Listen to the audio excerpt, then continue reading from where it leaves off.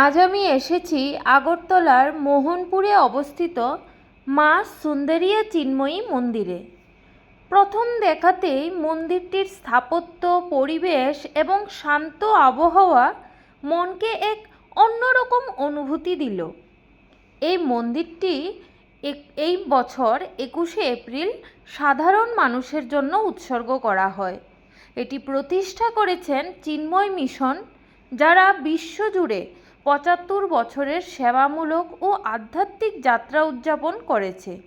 মন্দিরটি শুধু একটি উপাসনালয় নয়, এটি আধ্যাত্মিক শিক্ষা, সাংস্কৃতিক চর্চা এবং সমাজসেবার এক অনন্য কেন্দ্র। এর ভাবনা এসেছে আদি শঙ্করাচার্যের দর্শন এবং স্বামী চিন্ময়ানন্দের আদর্শ থেকে। মন্দিরের স্থাপত্যেও রয়েছে গভীর তাৎপর্য। চারপাশে থাকা 27টি কালো গ্রানাইটের স্তম্ভ হিন্দু জ্যোতিষশাস্ত্রের 27টি নক্ষত্রের প্রতীক। জানতে পেরেছি ওই নক্ষত্র নাকি মিলিয়ে ওইখান থেকে গাছ আনা যায়। আমাদের মা ত্রিপুরেশ্বরী টেম্পলে যেমন পেরা প্রসাদ, তেমনি ওইখানে গাছকে প্রসাদ হিসাবে নেওয়া হয়।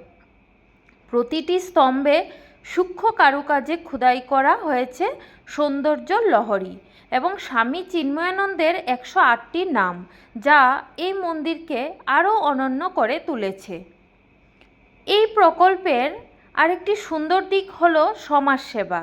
চিন্ময় মিশন এখানে চিন্ময় হরিহরা স্কুল পরিচালনা করছে, যেখানে একক অভিভাবকের সন্তান বা আর্থিকভাবে দুর্বল পরিবারের শিশুদের বিনামূল্যে শিক্ষা দেওয়া হয়।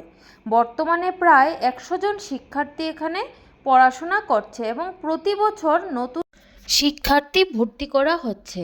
আপনি যদি কখনো আগরতলায় আসেন তাহলে একবার অবশ্যই ঘুরে দেখুন মা সুন্দরী চিন্ময়ী মন্দির। হয়তো অনেক কাজ বাকি, কিন্তু প্রকৃতির শান্ত পরিবেশ, অসাধারণ স্থাপত্য আপনাকে এক ভিন্ন অভিজ্ঞতা উপহার দেবে।